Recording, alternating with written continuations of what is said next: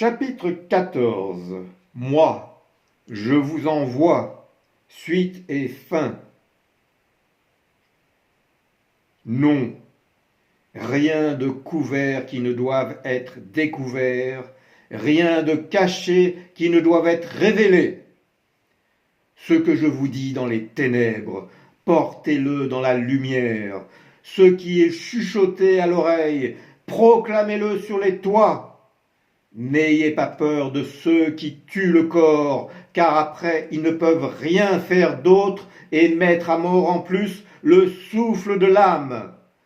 Mais ayez peur de celui qui, après avoir tué, a la puissance d'entraîner corps et âme dans la géhenne. Oui, je vous le dis, ayez peur de celui-là. Ne vend-on pas 2 moineaux pour un sou? Cependant aucun d'eux n'est oublié en face d'Élohim. Pas un ne tombe à terre sans la permission de votre Père. Et vous, même les cheveux de votre tête sont tous comptés. Aussi, ne craignez pas, vous êtes plus précieux qu'une multitude de moineaux.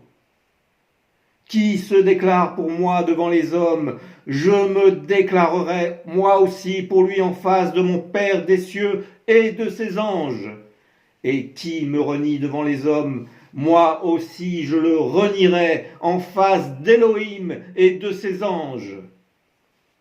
Ne pensez pas que je vienne porter la paix sur la terre. Je ne viens pas porter la paix, mais le glaive. Oui, je viens séparer l'homme de son père, la fille de sa mère, la bru de sa belle-mère. Chacun a pour ennemi ceux de sa propre maison.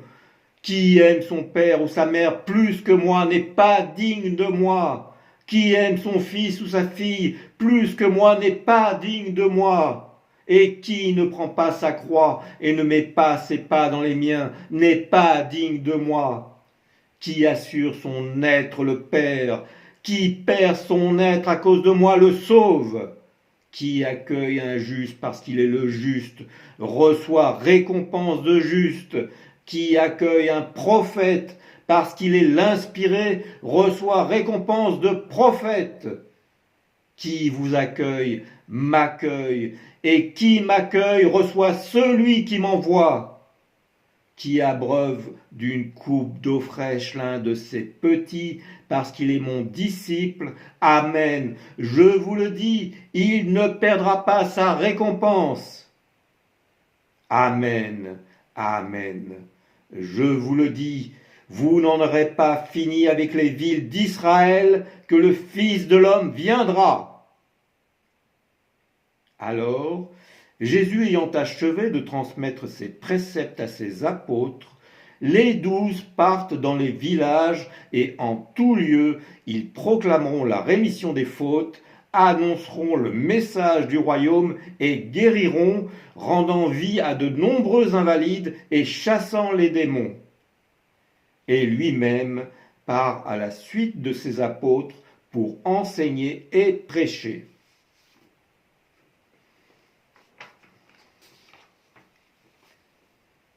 Chapitre 15. Je t'exalte, Père.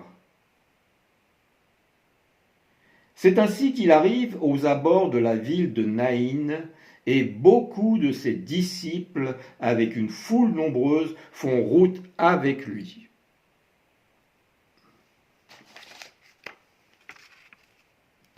Alors ça, c'est une vue de la ville de Naïn.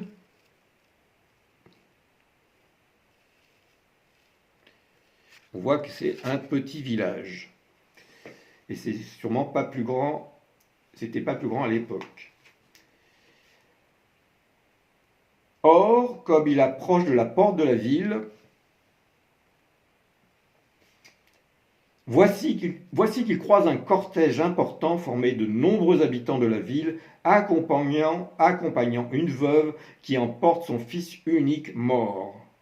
Le Seigneur regarde cette femme et, pris de compassion pour elle, lui dit « Ne pleure pas ». Et s'avançant, il touche la civière et les porteurs s'arrêtent. Alors il dit au mort « Jeune homme, lève-toi ». À ces mots, le mort se redresse pour s'asseoir et commence à parler. Jésus le donne à sa mère, et la foule est prise de stupeur mêlée de crainte. Tous rendent gloire à Dieu et proclament: un inspiré, un grand prophète s'est levé parmi nous. Elohim visite son peuple. Ainsi, cette même parole à son sujet se répétera aux alentours et se répandra par tout le pays, jusque dans la Judée tout entière. Cependant, à cette même époque, Jean, dans sa prison, apprend par ses disciples les œuvres du Messie. Aussi, il envoie auprès de lui 2 de ses disciples pour s'enquérir. Toi, es-tu celui qui devait venir, ou devons-nous en attendre un autre? Or, à cette heure, Jésus guérit dans le peuple de nombreuses maladies et tourments et chasse les souffles malins. À beaucoup d'aveugles, il rend la vue. Alors Jésus leur répond: allez rapporter à Yohanan ce que vous avez entendu et vu. Des aveugles voient, des boiteux marchent, des lépreux sont purifiés, des morts se réveillent, et les pauvres reçoivent le message du royaume. Bienheureux l'homme qui ne trébuche pas à cause de moi. L'ayant écouté, les envoyés repartent pour porter ces paroles à Jean, et Jésus s'adresse aux foules pour leur parler de Jean. Qu'est-ce que vous êtes allés contempler dans le désert? Un roseau agité par le vent? Mais qui êtes-vous allés voir? Un homme habillé de vêtements fins? Mais ceux qui vivent dans des habits somptueux et dans le luxe se tiennent dans les demeures royales. Alors pourquoi êtes-vous partis? Pour rencontrer un prophète? Certainement, et je vous le dis, vous avez vu davantage qu'un prophète. C'est de lui qu'il est écrit: voici, j'envoie mon messager au-devant de mes faces, il aplanira le chemin devant moi.